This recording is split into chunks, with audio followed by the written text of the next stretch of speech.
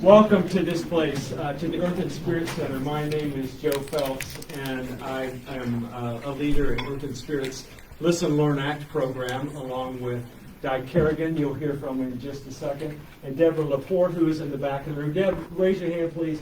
These folks help, are the life and soul behind Listen, Learn, Act, and I'm very grateful to them. Welcome to this place. This is the Earth and Spirit Center's headquarters. We headquarter here. We're all over the city doing different works of love and action and teaching mindfulness meditation, doing earth care, and working on social justice issues, and that's what this is part of tonight. If you're here for the first time, welcome. A couple of things you might want to know, and that is there are 2 unisex restrooms right behind us. Just help yourself. There are also some refreshments off to the side. And since we're all people about my age, I'm going to remind us, let's turn off our cell phones real quick. Back in the old days, I thought it was funny to say, put it on stun, but I realized that's not funny. That's not funny.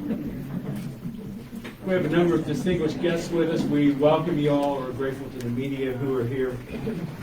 Earth and Spirit has been a partner with for these community conversations with Metro Louisville and their Lean Into Louisville division. We're going to do another one of these in 2 weeks. We'll have another community conversation here in this space Monday, May 15th, 7 o'clock again. The title of that one, this next program is Beyond a Few Bad Apples, Transparency and Accountability in Louisville Metro Police Department. We'll have Attorney Kelly Watson, who's the chair of the Civilian Review and Accountability Board. And we're also going to have the Louisville Inspector General, Ed Hartness, who will be with us to help explain how these things will be implemented. And I hope you will be here for that. This event's going to be recorded, and it's also being Facebook live stream. Thanks to Ariel. Thank you very much for your attention to that. So we will begin this gathering. And I'm going to start us with a phrase that I used as a minister, which was what I did before coming here. At funerals and at weddings, I would gather us together with this sentence: love brings us here. And in a sense, I think that same phrase works for what we're doing right here. Love brings us here. We love people. We love our city. We love the possibility that our city could be transformed, that this DOJ report and the consent decree has the possibility of transforming our city if we change it from words into action. And that's why we're here tonight. How do we make the word flesh? As I used to say in my old career, how can we keep the focus on the issues that have come up since 2020? It is extremely important that love has brought you here this evening, and I thank you for coming to start out this conversation. We're going to introduce our 2 conversation leaders. Di Kerrigan will introduce our first one. Di.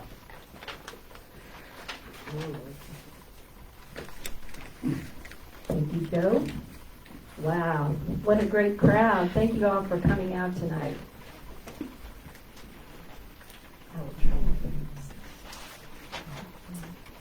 It is my honor to introduce Councilwoman Paula McCraney, who was born and raised in Tulsa, Oklahoma. She earned a Bachelor of Science degree in Business Administration from Oklahoma State University and obtained a Master of Arts degree in Management and Leadership from Webster University. She is currently pursuing a doctoral degree at Spalding College with an anticipated graduation date of December 2023.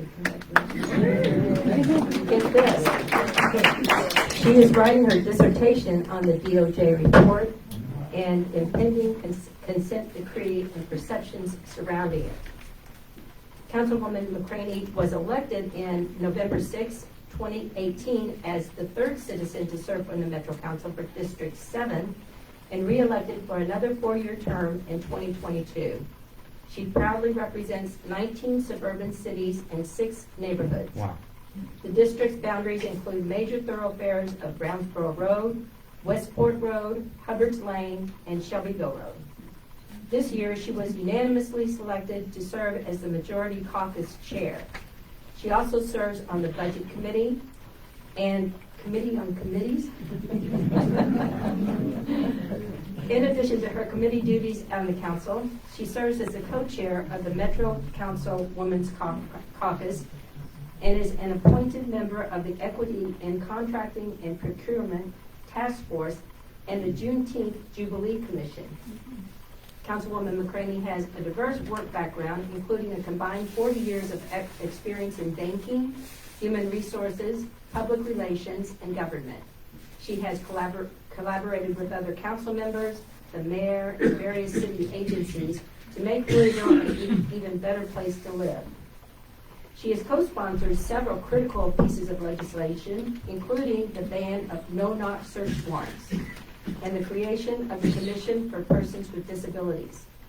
She was the lead sponsor and researcher who created the landmark Civilian Review and Accountability Board ordinance. Most recently, McCraney served on the board that helped establish Juneteenth as an official paid holiday for Louisville Metro employees. She also sponsored and helped to write the first link law in Kentucky and the first one in the United States to mandate link training to law enforcement.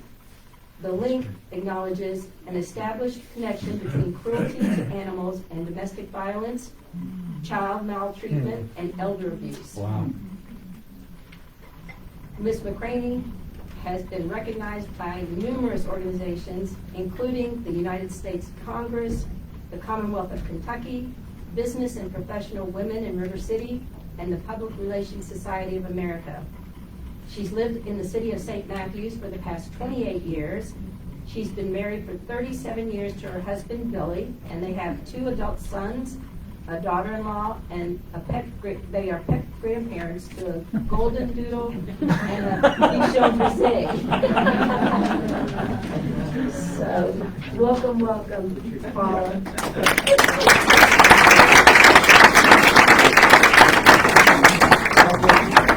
Marc, why don't you come up as well as I make your introduction, and folks come in and grab a seat. Thank you. It is my, I have the honor of trying to introduce someone who's living about 4 lives in the space of time that most of us live 1 life, and that is Marc Murphy. Marc is a celebrated attorney with the Stites and Harbison Law Firm, the largest and most prestigious law firm in our state. He focuses his law practice on white-collar crime, antitrust, environmental crime, healthcare fraud, tax fraud, which puts him in front of the Department of Justice for quite a bit. In addition to that, though, he also accepts appointment by the courts for indigent representation. So he does the gamut of legal work. He's been a law professor. He was our Commonwealth County Attorney in 95 and 96. Many of us know him for his political cartoons that are in the Courier Journal, Louisville Public Media, and other places. Let's give him a round of applause.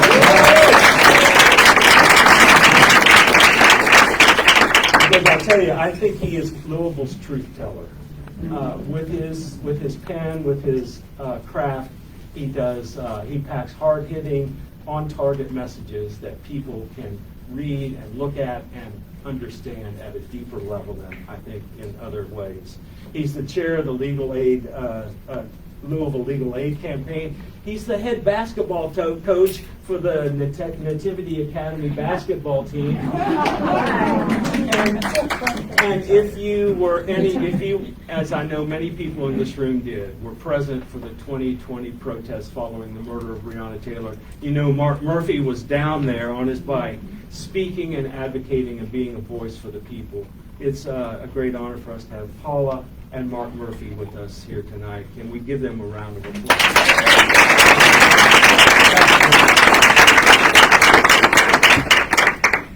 I told Deb that after Paula's introduction, it was okay if she just said, and then there's this guy.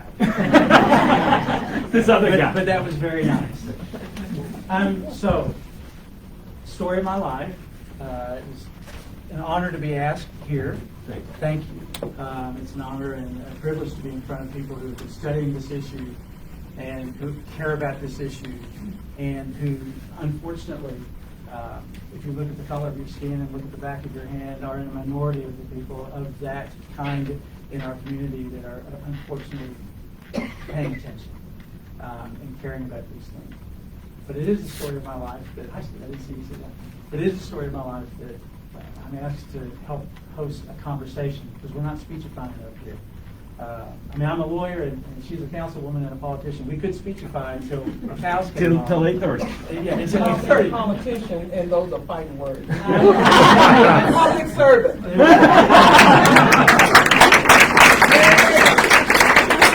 Who is literally writing a PhD on the subject matter that we're here That's for. what a PhD is about. So with that, I have to ask you to begin with your comments because hopefully you're far enough along in your studies because you have to finish by December that you have something to say. Well, I might have a few things. Well, let me just start off by saying that you heard that I'm from Tulsa, Oklahoma. And it's unfortunate that a lot of people don't understand the richness of my hometown. In fact, Tulsa, Oklahoma was the home of the Tulsa race massacres. A lot of people call them the Tulsa riots, but they were not riots. They were indeed massacres.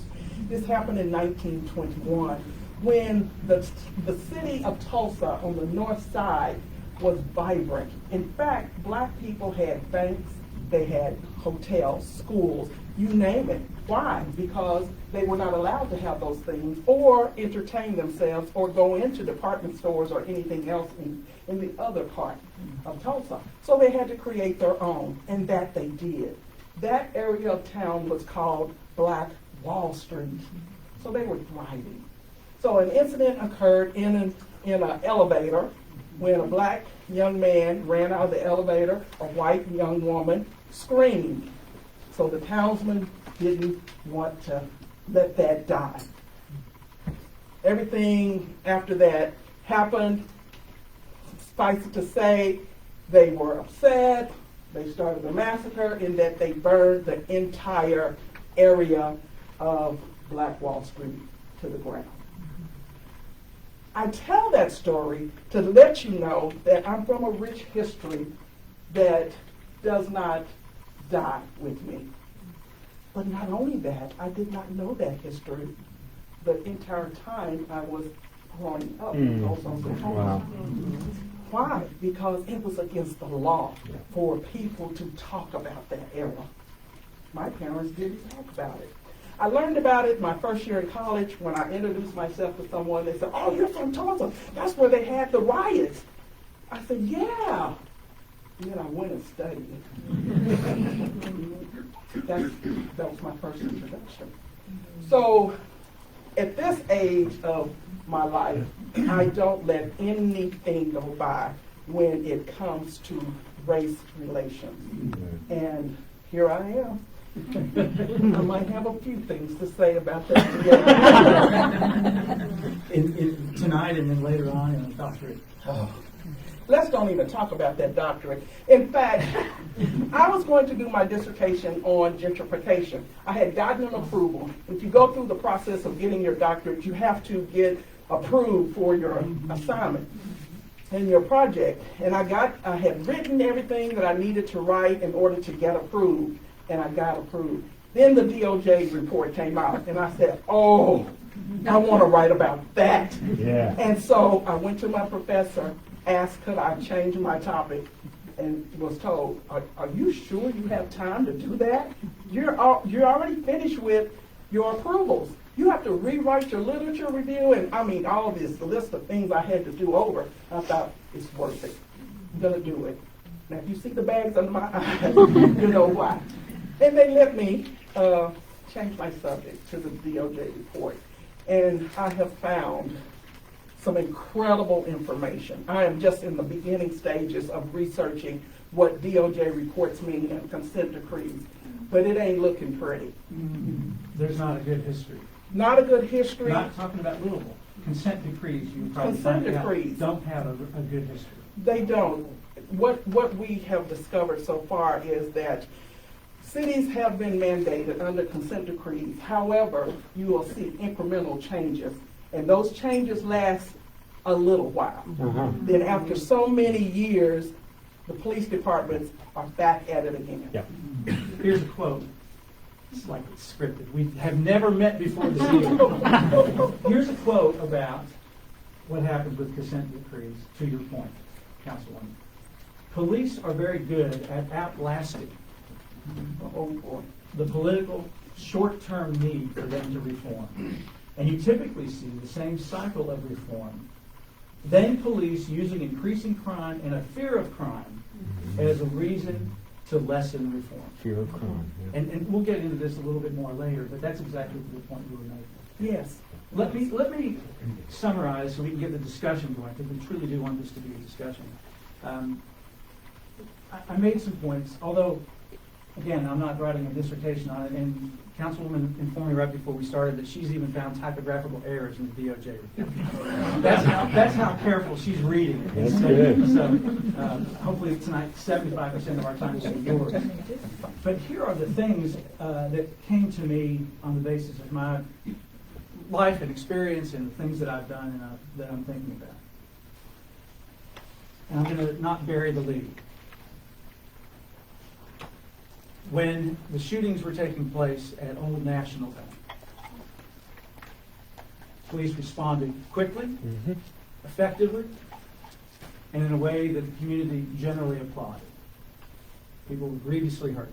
My daughter-in-law it treated some of the survivors in her job at the trauma ward at Louisville Emergency Hospital.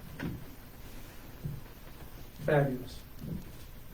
One of the first things I thought of, though, after grieving for the victims, was that, police can be trained.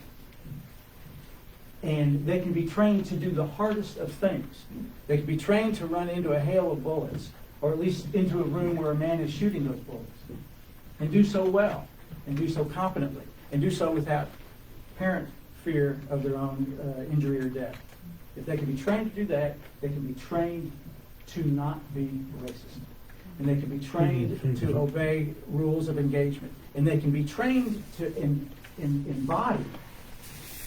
I said there were 35 and you said there were 36. No, I said there were 36 because there's a typo. There's only 35. But the DOJ made 35 very specific recommendations. And those can be put into place. It's easy for me to say because I'm not a law enforcement officer, but it seems to me that those 35 things can be trained into young men and women much more easily in a vacuum. And the problem is there isn't a vacuum than rushing into a building where killing is taking place. The second thought that I had was that, and I truly embraced this in the DOJ report, is that I think the community expected to see a lot about police, and they expected to see some about the mayor's office, the city. I didn't expect to see such a concentration in the DOJ report about the conditions, the economic and systemic racist conditions, generationally, that have existed in this city that gave rise to the circumstances that created the situations that we're dealing with the DOJ report.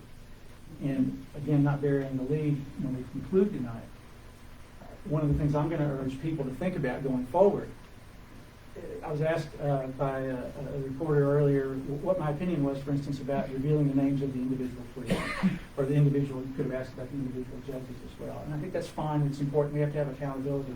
But I hope that we keep our eye on the ball, that we're not just so focused on assigning individual blame to an individual officer who did or didn't do a particular thing. They have to be held accountable, and the fact that they haven't been held accountable to this point is one of the problems. That's a problem, yeah.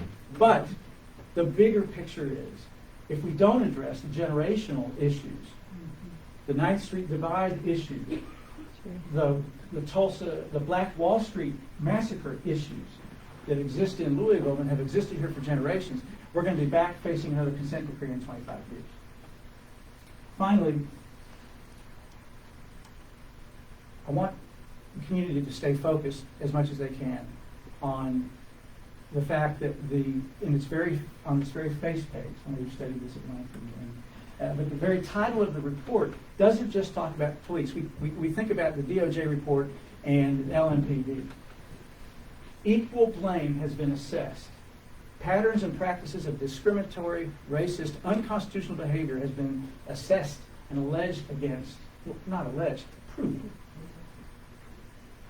against the city and its supervisory role for the police. The police don't act in a vacuum. The police are employees, for better or worse. The chief of police is an employee, for better or worse. And the DOJ made it very clear after it went through the generational issues and poverty and everything else that has given rise to the circumstances that we have that allow the police to wander around the way they did. It's the city management. It's our elected officials who have allowed them to do that, who have allowed them to slide. And I hope that we keep our eye on the ball in that regard, moving forward. I know you are. That there are particulars that need to be addressed. There's the small pieces, but the bigger picture is that we have to hold the mayor, whoever that mayor is at any point in time. It's not about an individual. It's about generations of individuals who we've let slide in that regard. Well, that certainly is true. Let us even go back into history for Louisville, Kentucky. In 1968, a white officer stopped a black gentleman. He was a school teacher. He stopped him because he was driving a white vehicle that was identified in some type of robbery. As he was talking to the gentleman and apprehending him, he was roughing him up a little bit. This other gentleman driving by witnessed this, Montford Reed. He is still alive today. He simply asked the officer, "What's going on? Why are you arresting him?" Words ensued, and he was arrested also, just for simply asking the question. Let's fast forward to 2020. Civil unrest. Only because an officer and officers killed a black woman in her home based on a faulty warrant.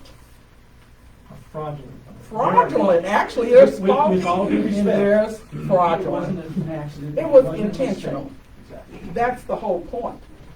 These things have been intentional, but there has not been an intentional delivery of supervisory roles to correct behavior. If we are as intentional in correcting behavior as the nation has been intentional in doing redlining, gentrification, and all of these police abuses, then I think we can right a lot of wrongs and start healing in our communities. But when Breonna Taylor was killed, because there was no accountability, people were outraged. And you recall, it was almost a whole year of protesting. And the people who were protesting and the allies that joined them were simply saying, we want justice. No justice, no peace. No justice, no peace. And because there was no justice, people are still hurting. People are simply wanting accountability. And they want the police officers who are involved in the dastardly deeds to be held accountable. I have to say this, and I just hate to share this, but it's in the public domain. I want to recognize my colleague, Councilwoman Betsy Rui here. She can verify what I'm about to say. This is so unfortunate. The last council meeting we had, there were protesters there. And they were really crying out that we do not approve the health center, the wellness center for the police officers. And it's not because they don't think the officers need health and wellness. It's because they don't feel they've gotten justice. So why would we continue to spend money on the police department? So we sat there and we were listening to them. But a couple of people stood up, came to the podium, and they said, the community is celebrating one of the officers in the bank incident, who is being held as a hero. But they identified a laundry list of abuses from that particular officer. So how do we expect to ever heal in this community if there are officers on the force who have done things, have not been held accountable, then do great things, and are held heroes? That's where we are in this community. And that's why this DOJ report is important. The DOJ report, I think, was thorough. Type of rat players aside.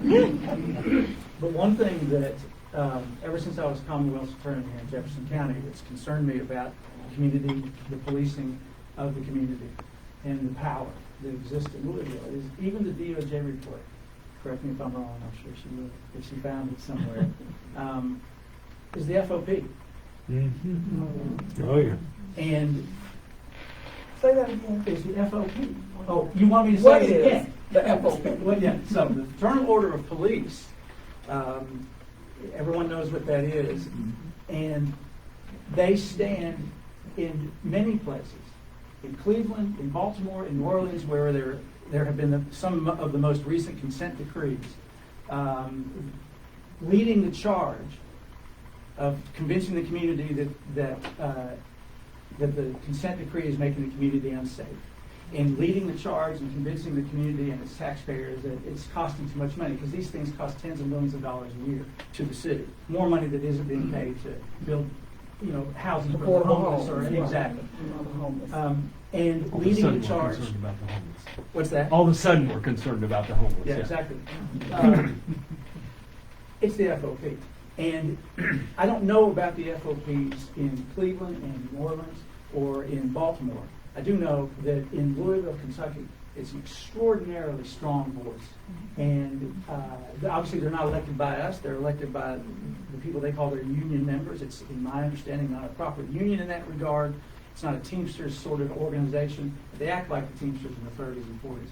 And the FOP, and I know this is being recorded, the FOP has bullied the police and the mayor's office for decades in Louisville, Kentucky. And I am not confident in the city moving forward and following through on what will ultimately be agreed to in the consent decree. You might want to spend like 2 minutes on what the consent decree is and everything, unless people understand that. But when that's finally negotiated and it's filed in court and it's an order of a federal judge, it doesn't work, and there can't be real reform until there's reform of the FOP. And It's a cultural change. It's going to take a cultural change. And it's going to take a heart change. Let me give you a real life story. I was running for re-election in November. And when you run for re-election, you often beg for money, right? That's the one thing. But beyond begging for money, you ask for endorsements.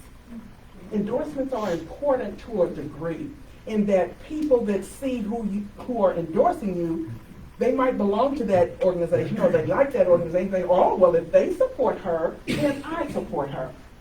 So we set out as public servants to get endorsements. So as everyone does, we sign up to get an endorsement from the FOP.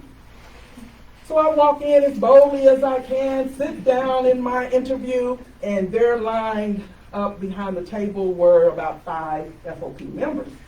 And I'm sitting there because I have a record of supporting the police. I have a record, you know my record. So I wasn't a new person coming to be interviewed. I had a record, so you knew what I stood for. You knew what I had done in the last 4 years. So I had nothing to hide. I was pretty bold. I'm sitting there, and the FOP president looked me straight in the eye and said to me, "We will not support you for 2 reasons. One, you were the architect of the Civilian Review Board.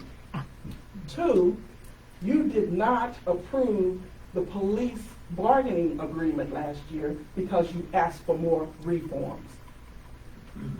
Well, now, that is true. I did not sign off on the police bargaining agreement. I did ask for more money, sent it back to the negotiations table, and got more money for the police officers.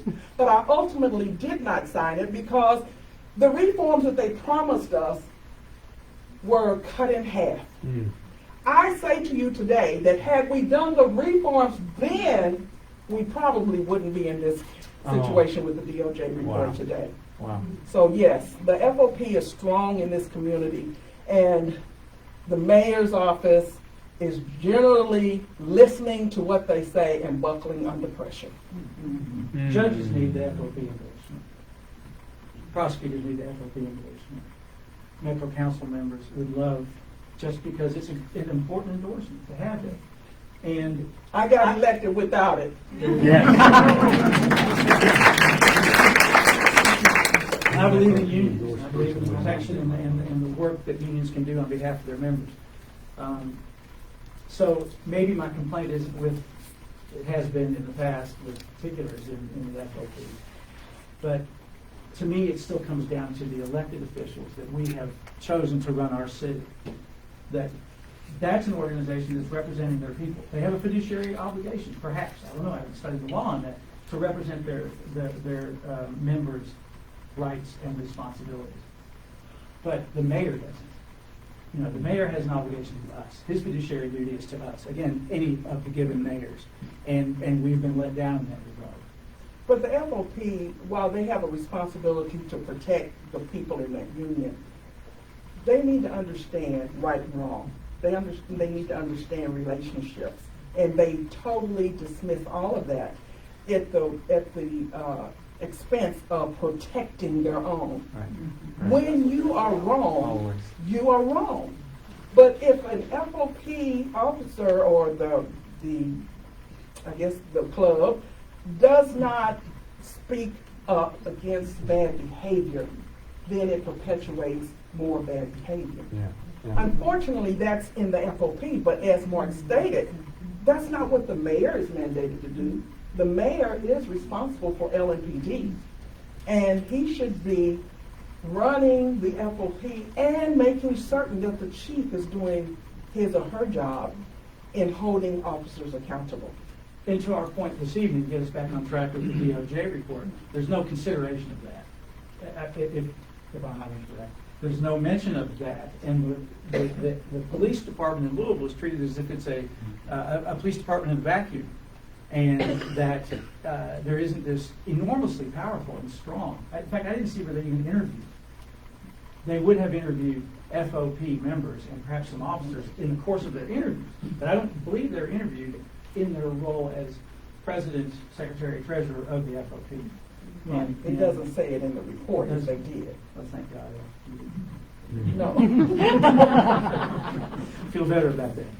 So it's already 7:30 or more. You've heard us talking. You should hear her talk more because she's the one who knows things. But please, I know there's a microphone getting ready. Yeah, to we'll pass walk around People and- will have their own very important thoughts and concerns. Okay, we're going to walk around and do that. While I find someone raise your hand and I'll walk toward you. Thank you. Was the mayor elected with or without the FOP endorsement? Interesting. I don't know that. If he was elected without it, why does he buckle to them? Whether he's And what can we elected- do about that? Well, history has shown whether they're endorsed by them or not endorsed by them, they buckle up under the pressure. It is a powerful organization, but powerful organizations have been dismantled in history. It's going to take us to do that. It takes the voices of the people to make sure that you are expressing yourself and saying to these powers to be that we shall not continue supporting this behavior. But if we're all afraid, if we don't speak up, then nothing ever happens. I was at a forum not too long ago, and it had a couple of former presidents of a bank. It had an FOP officer. It had a couple of people there talking about the DOJ report. And the FOP officer said they pretty much don't support the DOJ report. Oh, with all due respect, Councilwoman, I think they've been more aggressive than that. I wasn't there. And then they toned it down a bit there. But they issued a statement immediately, as I recall. Yes, they did. And it was that basically it was, oh, this is more of the same crap. Yes. And we're not going to play ball. Right. And they have never played ball with reforms. So, Question back here. You mentioned that the report is kind of encompassing. It's more than just the police department. It addressed societal things, city government, possibly the FOP. Does the consent decree, will that affect more than just the police department? Will it affect the FOP, city council, mayor's office? Well, here's the deal. They tell us it's going to take maybe up to a year for the consent decree to be negotiated. I hope it doesn't take that long. But it's going to be up to the voices of this community to make sure that consent decree is comprehensive. There are dates out there already where you can go and speak to the DOJ. Say to them that you want reforms not only in the police department, but you want the FOP held accountable. Some kind of way it can be in that consent decree. Don't know how it's going to happen because so many people buckle under, the pressure of them. But you have to voice it anyhow. So the consent decree is yet to be formed, but it's really going to be up to us to hold the mayor's office accountable, since they will be at the table negotiating the consent decree, to make sure he understands and his staff understands what we want to see in that decree. and to your question, the report the findings and the recommendations are quite specifically as clear about the city. Louisville Metro is how it's identified, as it is the LMPD. So yes, the consent decree eventually negotiated should include the same number and quality of recommendations and requirements. And we said we were going to do this earlier, so I mean, I feel like obviously this is a very educated group, specifically educated about these issues, but the consent decree, we have the report, which has no effect yet, other than to begin the negotiations for the consent decree, and then that is going to be negotiated. You'll probably participate in this negotiation. Certainly will. And I hope you do too. I'm Councilwoman McCraney, and I'm writing a PhD about this. And we're going to involve ourselves in these negotiations. And then it becomes entered as a federal order, binding upon the parties from federal court. Now, as other cities have found, who have had consent decrees, as I've mentioned, Cleveland, specifically Baltimore and New Orleans, they, I wouldn't even say it's a mixed bag. It's wildly disappointing, the ultimate impact. There's the original, I think about it as a campfire. I think about it as we've been wandering in the wilderness for all these decades, and we finally found a place in the snow where we're going to sit and we're going to make a campfire. And the DOJ came in, lit our campfire for us. But if we don't tend it, and if we don't keep bringing wood to it, and keep providing fuel for it, and we all just go to sleep, to extend the metaphor possibly too far, it's going to die out. And to answer another question, I think you were looking it up too. The FOP endorsed Mayor Dira from Jefferson. Yeah, that's right. Question back here. Yes. So we were both talking about accountability earlier, especially mayors and chiefs of police. We've had a number of chiefs from different parts of the country over the last several years. Is the problem so endemic, so systemic, that we can't get a chief from somewhere else that is not of like mind with this path? It's obviously not right. Well, this is opinion, but chiefs are a part of the Big Blue as well. Yep. It's a club, and it's like being in a sorority. I can relate it to that because I'm in a sorority. And while I might fall out with my sister because she's doing something that is of nasty behavior, I dare you to hurt my sister. So I think that club is so ingrained that even a chief of police has so much authority until it stops at the FOP level, where it's like, I know, well, and then there's that immunity. Let's don't forget, that's a whole nother story, and they're protected. But people misinterpret that as well, because if you do something that is a bad behavior that impugns or violates people's First Amendment, Fourth Amendment, then you can be fired. But there's a process you have to go through. Sometimes the chiefs or their lieutenants or whomever provides their supervision don't even try to hold them accountable. In fact, studies have shown they turn a blind eye. And when you don't hold people accountable, they continue to do the same dastardly deeds because they think it's okay. Oh, I won't get in trouble. And also, until the summer of 2020, when you talk about accountability and my campfire analogy, until the summer of 2020, with some exceptions, it was only the people whose constitutional rights were being violated, generally, or quite specifically, who were trying to raise a voice and raise a complaint and say, hey, by the way, our constitutional rights are being violated. Also including if you shoot my son, maybe that's violating his constitutional rights too. And so when I say we got to keep the campfire burning, that means east of 9th Street. It means everywhere in the community, because the kind of leverage, one of the statistics in the DOJ report is that is the black population of Louisville 24% under the whatever the latest census is that they found, and on the police force it's 16, 18. Something like that. It's not representative. Very small percentage. But, and this is a room of exceptions and exceptional people, obviously, but with some notable exceptions, I would say, and it's frightening, but generally speaking, to most people who are even considering themselves politically active people who consider themselves good people, and people who consider themselves even progressive and liberal, I think there's a decent chance that the DOJ report's findings have slipped down the river and that they've moved on to the next thing. And that's, I hate to say this in front of black mothers, but they may not pay attention again until the next young man or woman is shot. Well, they're going to pay attention because I am writing my dissertation. But not only that, the people that I am identifying for my research study are suburban residents. Yeah.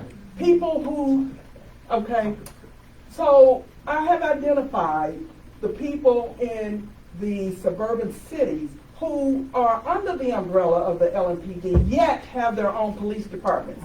So they are not only a little bit removed from reality of LMPD, but they're certainly geographically removed.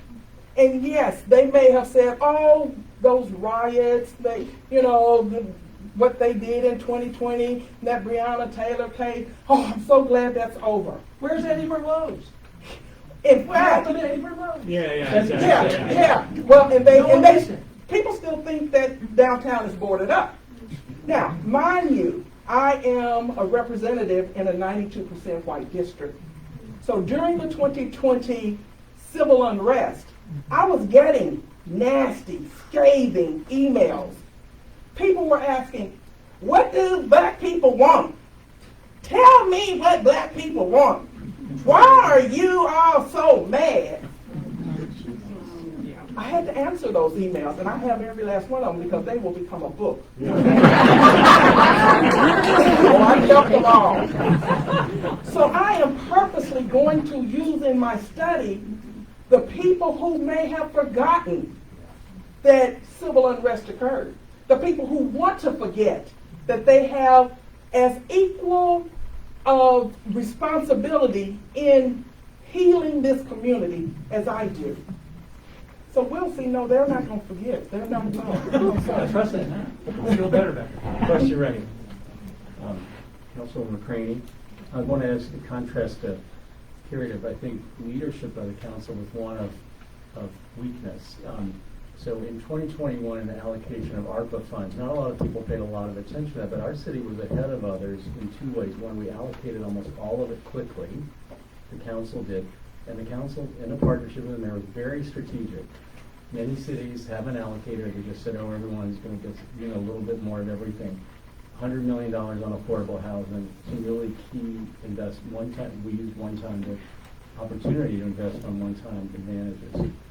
During that period, Chief Erica Shields came to the council and said, I want $75 million to reform. And the council said, we'll give you half of that, right? Is that Roughly. about right? Okay. So we now have the DOJ report. The new mayor says, even though it's even worse than we ever imagined, we'd like to use that one-time opportunity to help jumpstart a renovation of the Metro Police headquarters. And a wellness center. With no sign that we'll ever find $37 million again to even start the reform initiatives. And the council, in spite of your leadership, strong advocacy the other way, how did that happen? How did we get from saying, we know what we need, it's now more clear than ever, 20-5, including our Democratic majority, said, we'll just do whatever they say. Well, it's the makeup of the council, let's start there, and it's the cowardness of the council members. I said it, you can go back and tell them I said it. Because we have to ask the questions, and I'm gonna tell you something, I get very disturbed during budget time because I'm fighting with people who don't have the same ideas of what justice means as I do.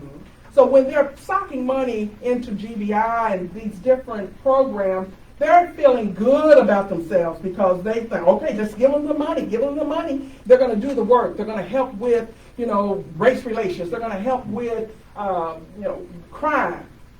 And then they sit back and they don't ask the questions. They don't hold them accountable. They don't pull them into the council and say, hey, where's this money going? What have you done? Show me your record. I am about outcomes. But a lot of my council members are not about outcomes. They're about give it, and then they're on to something else. This $17 million there was just asked for the renovation of the police department and 17 and a half, no, it was half of 35. Yeah, 17 and a half asked for in the ARPA funds. We had already stabilized what we were going to do with that $17 million. We had already stated we were going to sock some more. I was on the affordable housing task force where the people on that task force wanted to put about $40 million into affordable housing. And I had a fit. We got it up to $89 million in affordable housing. And then they didn't want anything else to do with me. They were like, okay, you got to get off my committee. But so other people, the economic development team and some other task force, they wanted to spend the rest of the money. And so we had it all allocated. So in comes this mayor with all great intention, discovered the $17.5 million is still available. And asked, okay, so can I have that money instead of you all dishing it out here and there, here and there? And somehow, one down the road, we agreed. Unbeknownst to us, though, they come and they present that they want to renovate the headquarters, which we had already socked money into last year, and then a wellness center. And they said, the DOJ report says, and they hid behind the DOJ report saying that it's mandating. That's one of the things that it said, the police need wellness. It says in the DOJ report that, yes, look into officer wellness, but it also mandates that they come up with a plan. It didn't say do it right away without a plan. It says to them to come up with a plan of action on what you're going to do. That's strategy, right?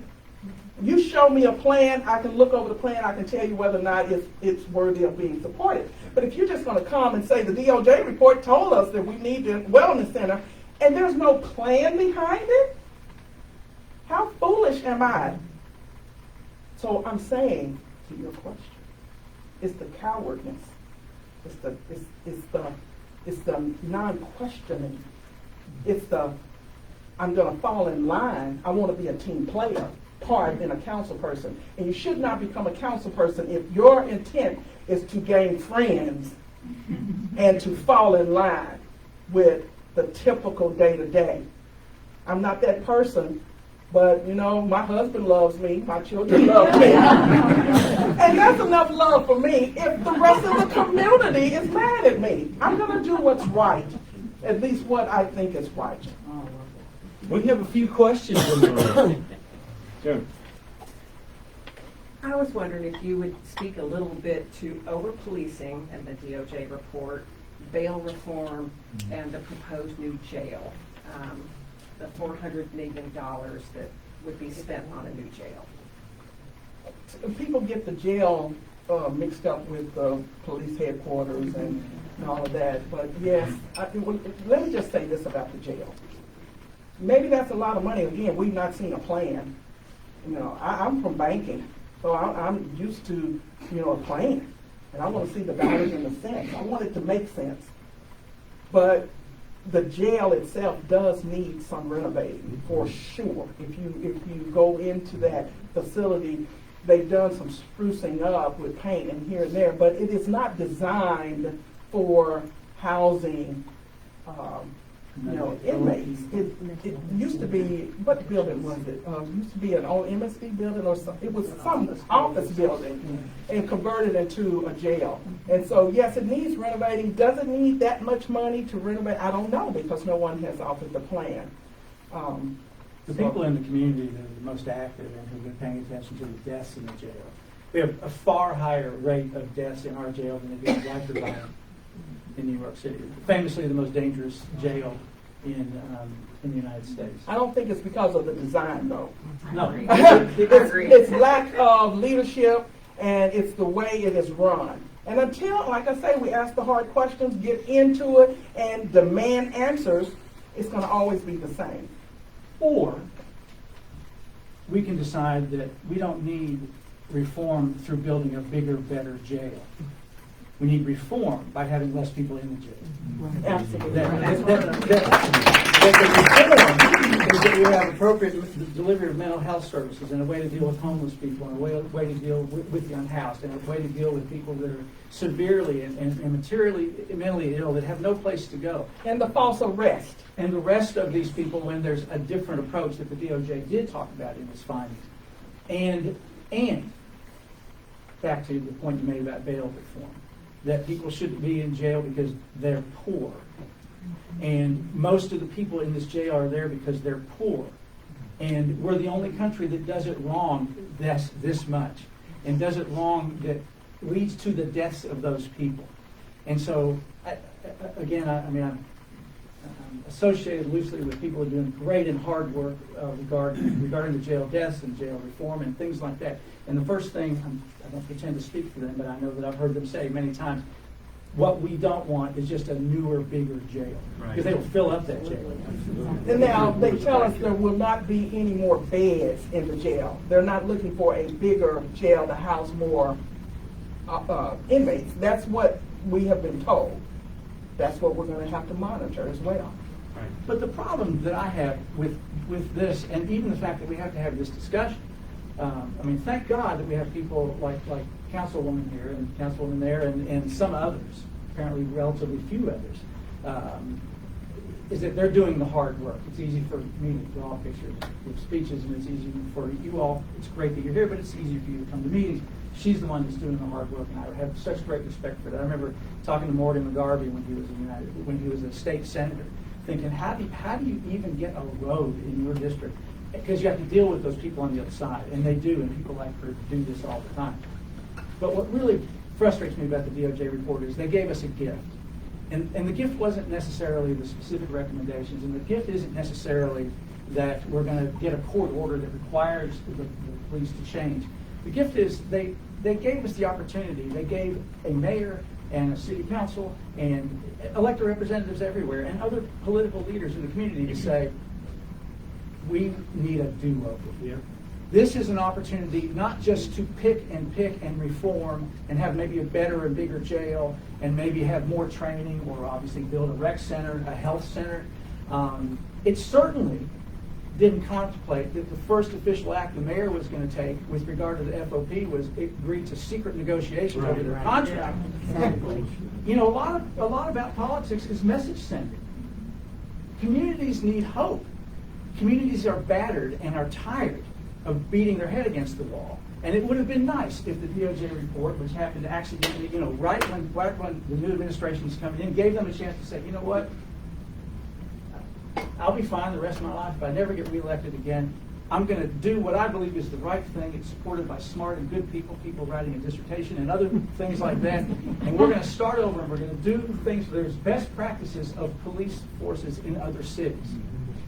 And one of them involves non-secret negotiations with the FOP. And I realize I can be a one-note Charlie when it comes to the police union, but it's true. And it was a message sending too. So the first, in the same week, we found that we're spending many millions of dollars on a health and fitness center, and we're going to negotiate with the FOP in secret. It doesn't give me hope, and it hurts. Go ahead. I spoke out so loudly against the $17.5 million to the new health and wellness center and the new the new headquarters for the police. Not because I don't feel that they deserve to have as good of treatment and health and wellness as all of us, but I said the timing was wrong. And I said to them, until I see you do something that is going to right some wrongs of yesteryear and show the community that you're listening to them, then I'm not going to vote for this. Okay, I looked to the chief right in the face, and I said to the 50 or so officers who were in the chambers that day, I said, I would like to see if one of you would stand up and say, you don't want bad policemen on the force. Just one of you. And I wanted to see who would have the nerve to do it. To my surprise, one got up, another one got up. They all stood up.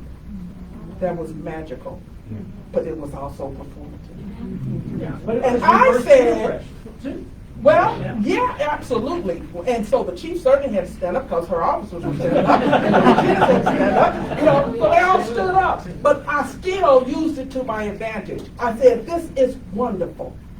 I said, if you want the bad cops off the force, we want the bad cops off the force, the community wants the bad cops off the force, then get them off the force.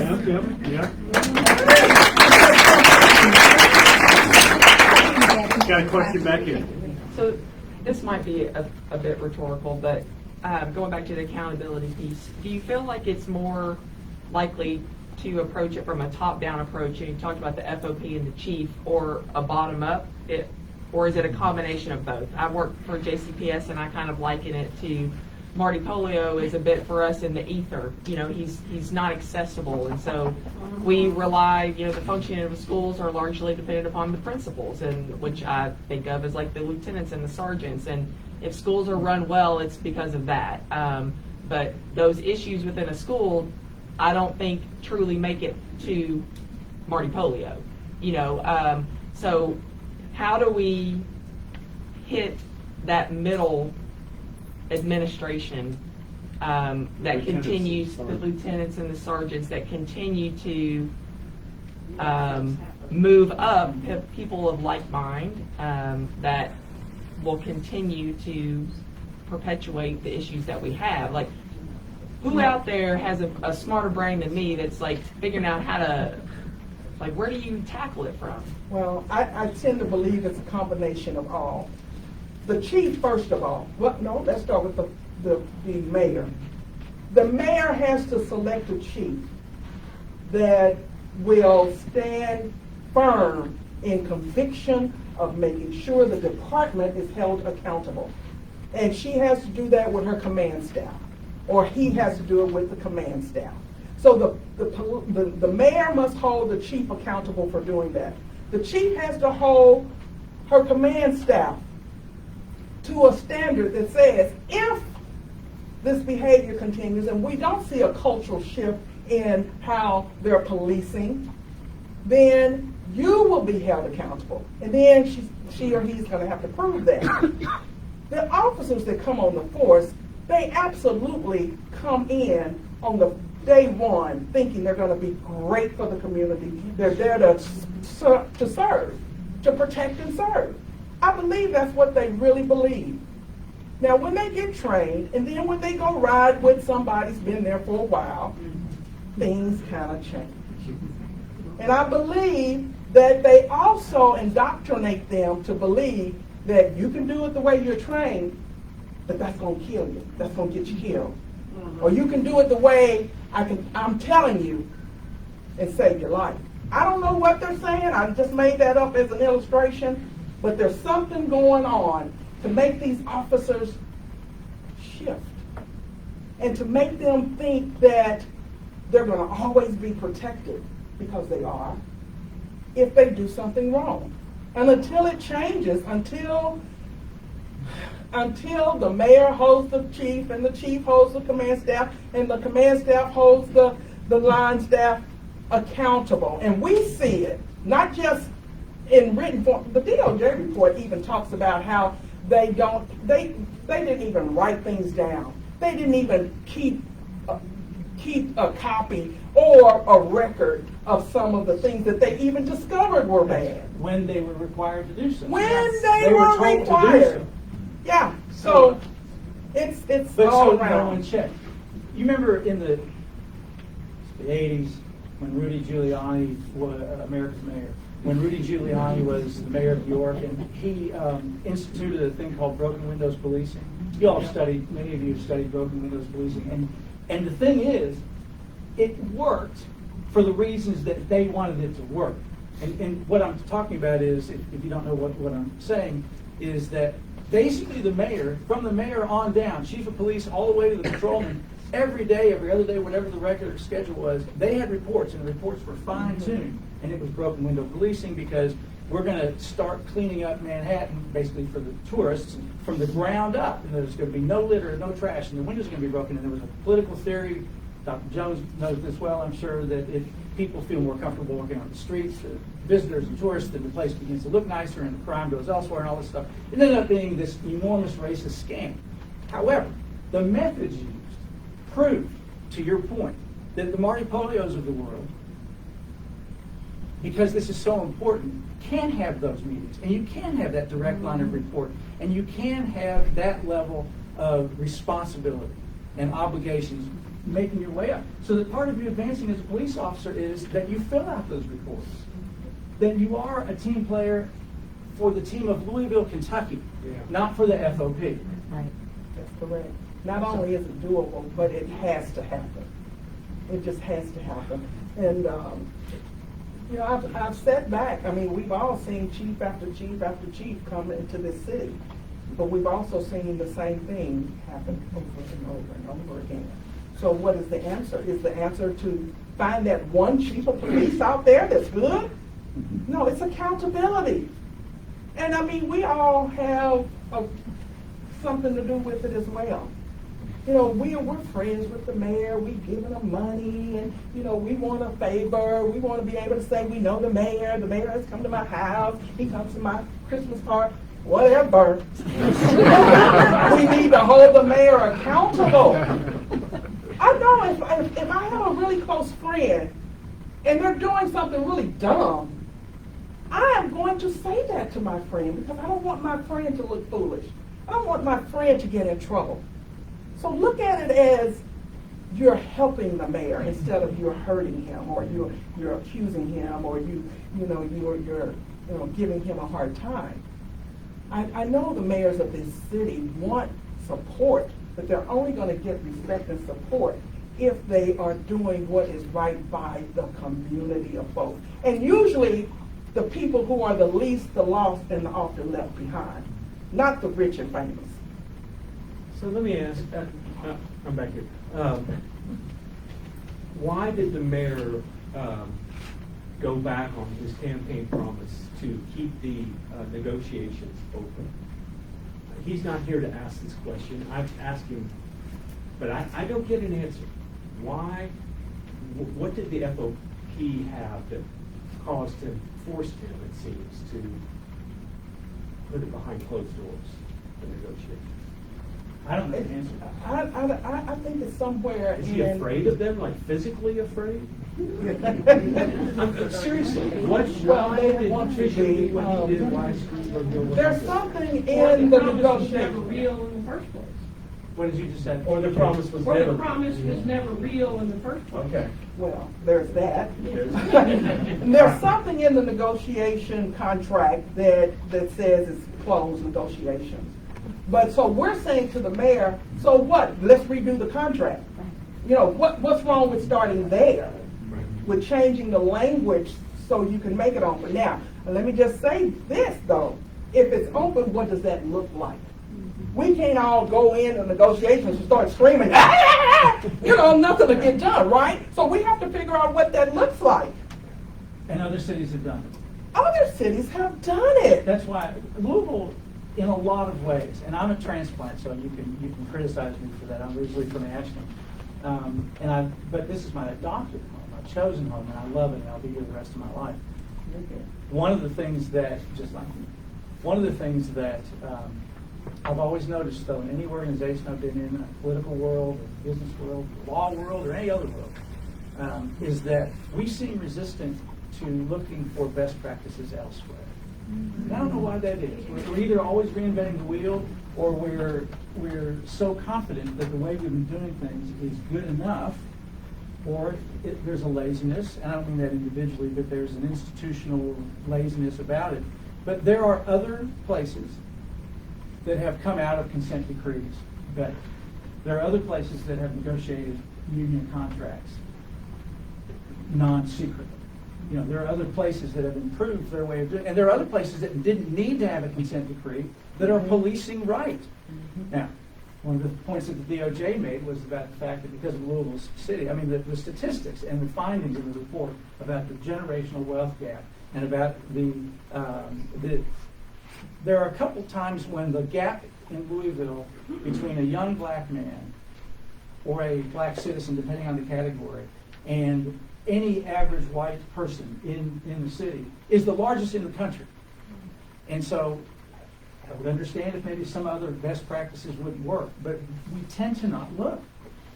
I think we look, but we overlook. Yeah, I think we look. I think we know. And I think the people who are in these negotiations, the people who are making policies, they understand systemic racism. They understand how intentional things have occurred in this community, and they understand what power looks like. And they don't want to give any of that up. Until those of us with a voice, you don't have to be the most powerful person in this community, but you have a voice. And until we use our collective voices against the powers that be, that continue to perpetuate and keep in place those systemic issues that make our community so divided, then nothing's ever going to change. Because the people who are in power don't want it to change. You want to educate them a little bit about the consent decree process? The good news is, when the consent decree is entered into the court and then issued as an order, there's a binding and full-time independent monitoring process that takes place. So they aren't just running away from us. Their work here isn't done. That's the good news, and that also means that there will be continued opportunities for input. And God help us, nothing else happens as bad as what we've seen in the past. But if it does, that gets put into the mix. Bad news is that in those other cities that I did a very brief study of, ultimately, in the end, the community tires of the expense and the politics of, and just the sort of the drama that they don't care about because they haven't been made to care about of operating under a consent decree. Yeah, I think maybe the city of Minneapolis City Council tried to enact an ordinance to say we want to stop this consent decree because it's costing our city too much. So if you hide behind cost, when in fact there's so many millions of dollars being spent on things that we don't necessarily need in this community, then nothing's ever going to change. Yeah, it's costly, and I think that I don't even like the fact that it's designed to be so costly, because we have to pay for the monitors that they put in place to monitor the process. That comes out of the city budget. It doesn't come out of the DOJ. It doesn't come out of federal government. It comes out of the city's budget. So, it's expensive, But it's necessary because we've gotten ourselves into this. Well, and I read that quote earlier about the commentator from one of the other cities that says, or actually a consultant that goes around with these consent decrees and said that the community's tired of the decrees and that the police know that they can wait it out. And one of the things that happens is they use the threat of, and fear and safety concerns to get the community to act against it. Yes. And I will say, and that was WLKY that was just here, and if there's somebody here from Wave, fine, I'll say this. Today, Wave TV, Wave News tweeted about some brutal crime that occurred. And of course, everybody in Louisville reading their feed goes, oh, because it's Wave, and they think, oh, this is a Louisville thing. Crime's out of control in Louisville, and now we got the DOJ telling us we can't have cops, or whatever they're thinking or saying. Well, Wave was just tweeting a story from Texas, because they're not owned locally. And they do that so that people read it, and then they go to the water cooler and say, this place is getting even more dangerous. Not only did they close Eddie Merlot's, but now this place, you can't, which by the way, there was a reason that I always took my family there, because you could always get a seat. But, What is that saying? yeah, but you've got, I mean, I'm old enough, there used to be always just 3 networks and 3 network affiliates, and Wave is one of the major network affiliates, and it's irresponsible in the extreme for them to be posting stories about violent crime from 5 states over. That's right. But that's on purpose. It's That's on also purpose. And it's not even irresponsible. Fox. Well, it's also irresponsible for when the media talks about whatever they want to make the headline, but they don't talk about how the pushback in the community said that officer that you're hailing as a hero is the same one that sicked the dogs on me. They didn't report that. So the community hears what they want to hear Here's what they're presenting. and what they're presenting. We got a question back here. Oh, go ahead. Now come over. I have a very personal question. I come to something like this and I feel fired up. I'm a suburban mom. I have 3 children. 2 of them are white, 1 of them is black. I spent a year protesting, starting downtown, then to St. Matthews and Prospect. Had guns pointed at me, had a motorcycle come up on the sidewalk at us. A Proud Boy rode by and showed us his tattoo. I volunteer for the past 10 years weekly at Boys and Girls Club because I think this is a multi-pronged problem and we can come at it in different ways. But I leave here and I go back to my bubble where I'm safe, I'm white, and I can say, well, I went to that. I attended that. I get kudos for going. But I feel like I need action steps. From this, what do I do? I don't need to go hold a sign on the corner that says the DOJ. I can call my council person, but for a normal suburban mom, what are some action steps that we can hold our elected officials accountable, we can demand change in the police force? I don't want to just go back to my little bubble. Well, you'll lose friends. Let's give her a I mean, I don't have an answer. I don't think there's the answer, and I don't know whether the Well, as a white man, yeah. from that perspective, see what do you think? Because you were on the streets, you were there in the 2020 civil unrest, right in the pack of it. So share with the crowd some of the things that you did, just from a moral standpoint. Well, what I was saying was, and there were more than me, and Yes. that's good. Many people in this room. My first thought with you is you are going back to your bubble, but none of us live in a bubble anymore because we have our phones and our iPads, right? And that's why the first thing that I said to you in response was that you're going to lose friends. And because one of my suggestions is that, Wave 3, I guess it's Wave 3, right? Wave 3 has a lot more followers than you do. They have a lot more fans than you do. They have a lot more people that read the crap that they have written. But you have some. And, it's the old Robert Kennedy quote about a ripple in a pond, right? And the circles increase and it gets larger and larger, and you said it probably a lot better than I just did, but it's something like that. And, you can begin to amplify Okay, I did it. I did the classic lawyer thing. I talked for 2 minutes, and now I have the answer. That's what pastors do. But it was not always. You can develop a network, and you can amplify the things that others are saying. One of the things I said during 2020 is, and I didn't come up with this, but you would see on Facebook the quote that you always wondered what you would do during, the civil rights era of 1965. Well, you're doing it right now. And if you're not doing anything, then that's what you were doing. And that's who you are. One of the things that I chose to do was to let people know about the councilwomen of the world. When she tweets something, I retweet it. When Ricky Jones, on occasion, I have to edit what Dr. Jones says.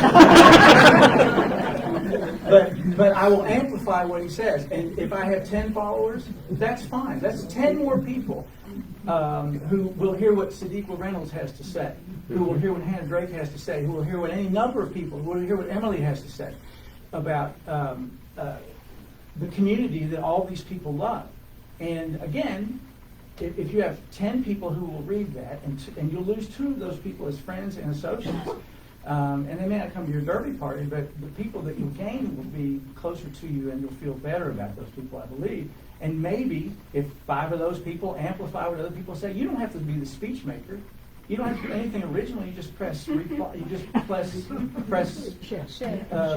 share or retweet or whatever it is. That's one very minor thing, but it is a community conversation.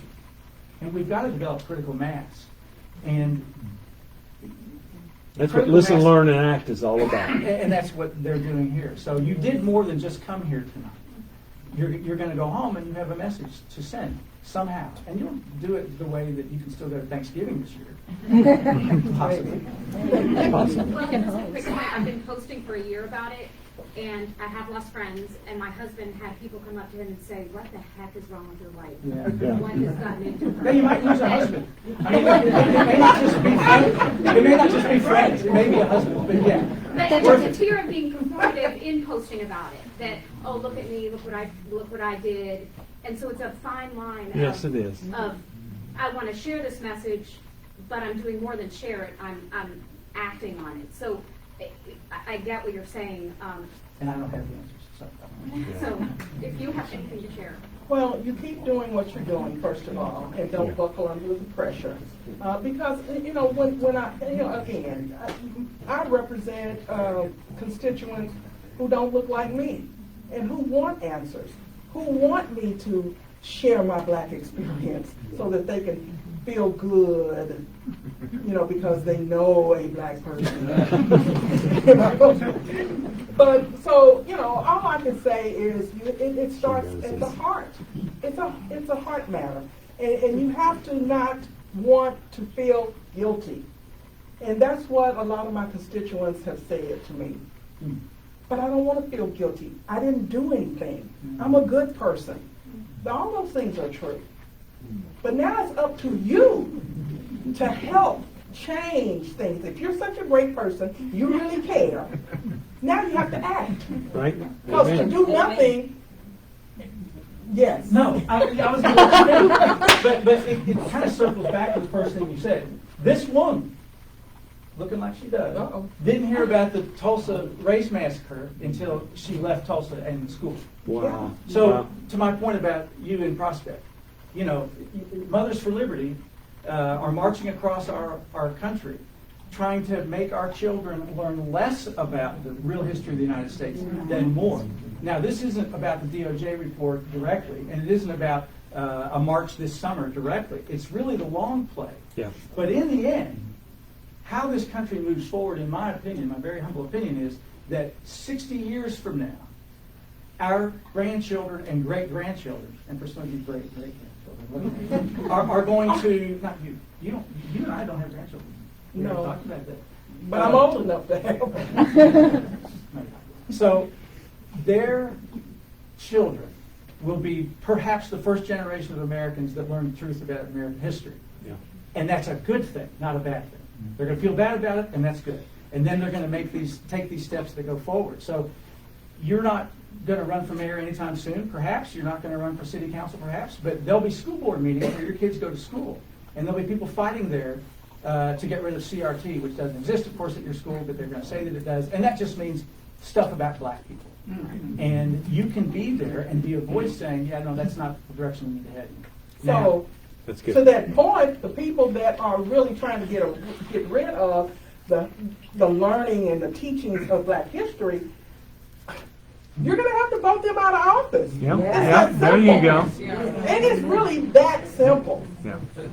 Question over here. Mary Okay, Beth. I have the microphone, they tell me. I couldn't figure out how to work it. Okay, my question, I think I'm cynical about consent decrees and the monitoring that takes place.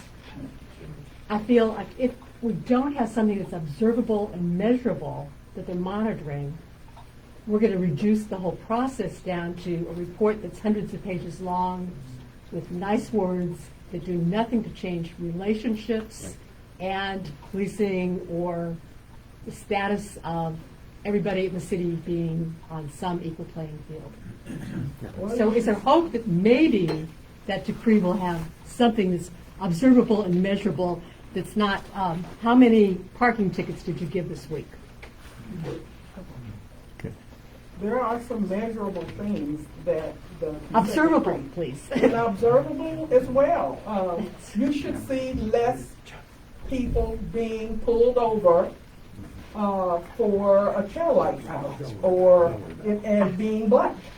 You should see less people being displayed on the news that are targeted, being arrested, and you don't, know, the other side of the story. Maybe the white kid got away. So there are some things that you will be able to notice in the actions of the police officers. And now, right now, you're probably not even observing them. When you see a police officer, and this is not a trick question, but think about this. When you see an officer pull a black kid over to the side, are you looking at the behavior of the officer, or are you looking at the black kid and wondering, what did he do now? The officer. I'm looking at the officer now. With my Well, camera. That's a question that you have to ask yourself. It's not always the perpetrator that you see, or so-called perpetrator. You got to wonder about, is it the police officer that's pulling this person over unintentionally or unlawfully? Right. I mean, intentionally, but unlawfully.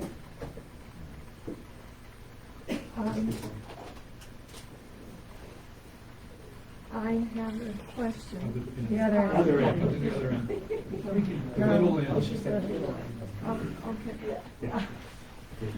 Okay.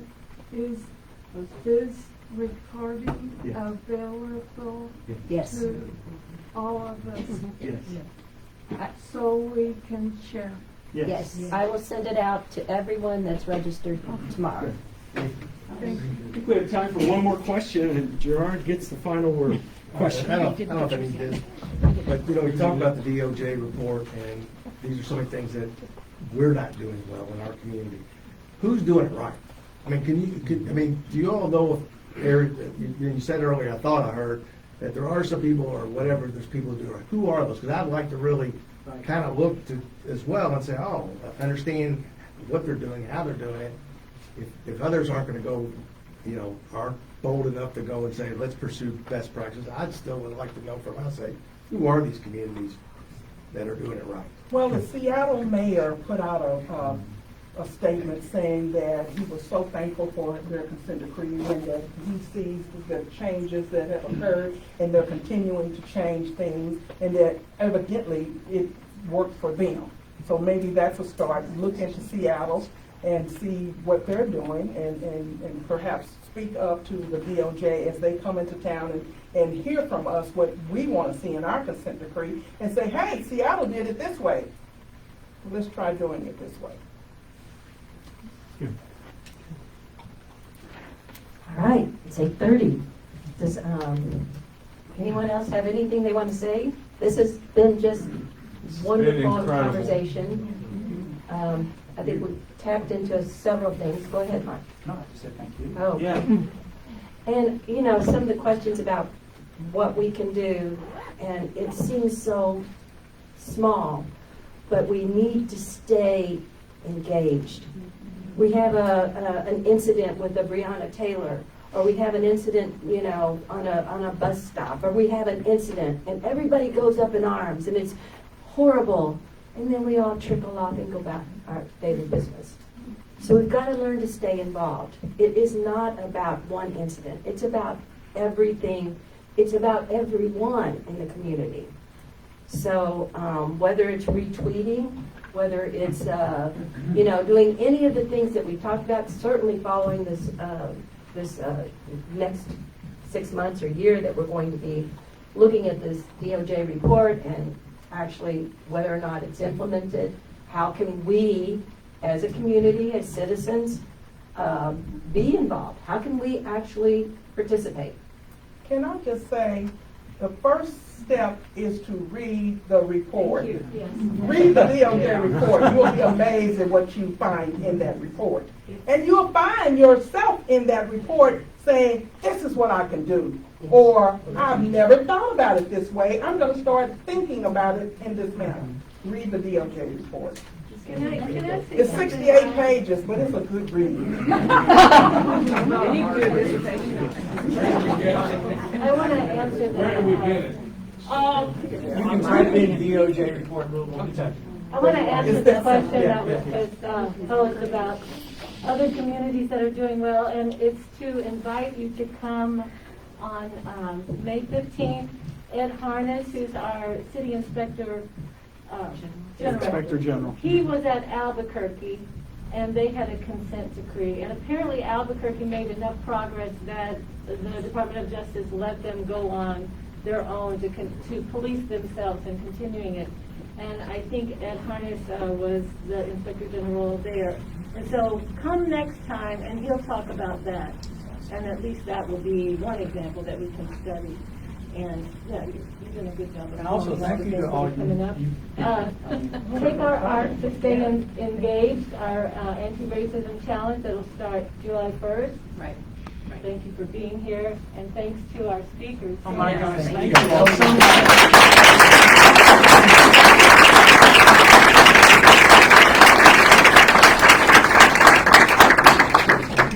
Thank you all for being here. Come again in 2 weeks from now.